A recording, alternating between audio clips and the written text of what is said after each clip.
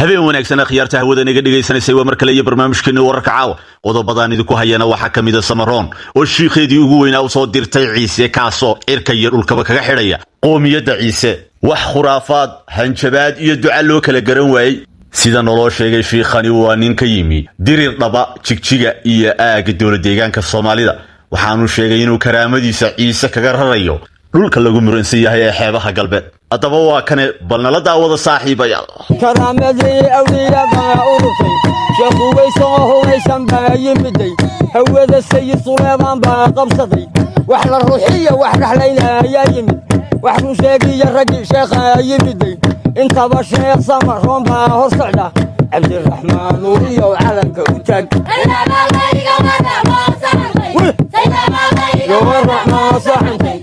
Samaroon baa xukum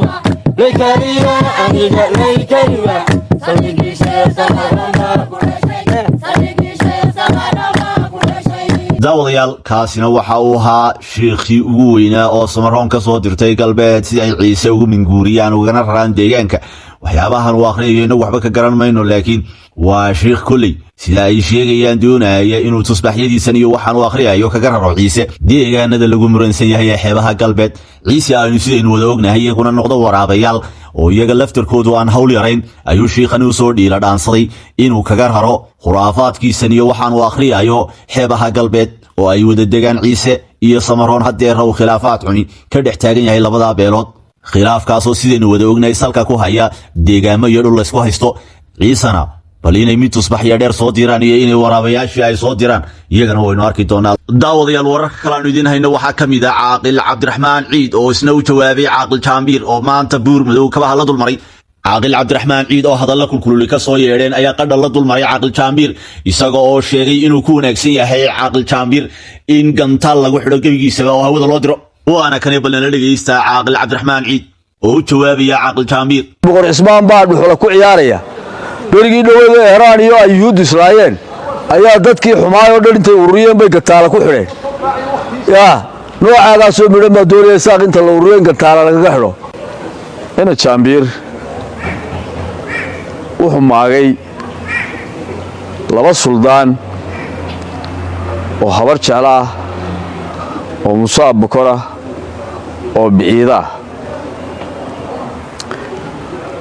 wuxuu kaloo maagay oo ay labada odayba si toos ah u maageen reer weyn oo reer Isxaaq ah oo reer Isxaaq dhexdiisa karaamo iyo sharaf iyo tixgelin iyo maamuus ku leh dhaqan ahaanna ma aha nin maartay isagu dhagaxna qaadanaya siidina qaadanayee markii isaaq kala daatay dad badan ay dhibaatooyin badan u geysteen oo uu arkay maanta inaanay isaga halkiisa ay marayso inuu isaaq isu ururiyo oo aqoon ku hago oo wixii aad u geysateen idinku uu ka dhayo ayaa uu maanta damacsan yahay daawadayaal wararka kale aan idin haynana waxa kamid ah Boqor Raabi oo isaguna beesha habar jecel aan jarafayn iyo dhaliil kulul dusha uga tuuray oo sheegay inay wadankaba iyagu khalkhal geliyeen arqalad iyo dhibaatana ay ku yihiin dalka waxa dalka ka dhacay habar jecel samaysay habar jecel qaska wadanka ka socdo dhan habar jecel kowka ah inay habar jecelna ka yeelimayna aan kala xishoonaan u leenahay deegaanadiina ku eekaada ummadda noola siintihiin ummaddu waxay tahay in baa noola mid tihiin ilaa dambiga la geliyay dalka iyo karayska la geliyay taasi waxa weeyaan waa caam oo wax la isku sharaxay maaha saaka marka waxaan ugu baaqayaa gudida garxajis ee 12 xubnooda iyo 10 mustameedka inay shir degdeg isugu yimaadaan oo ay aayaha beesha ay kaga arrinsanayaan oo ay dib isu habeeyaan baaqaas aan ugu baaqayaa inay isu yimaadaan shir degdeg waxaan ugu maqaala ah gudida garxajis inay habar jecla ay tiri gudida habar jecla iyo qolo iswadata oo noocyo badan leh inay yiraahdeen mandate baan ka haysanaa gud masiirka reerka iyo beelweynta garxajis intaasoo isu timaado unba masiirkooda ka hadli karta laakiin beel tidhaahdo waanu ku wareejinay masiirka iyagii dee annagu cidna ismaanaan hayn beella ismaanaan haynin ereygaasi aad buu noo dhibay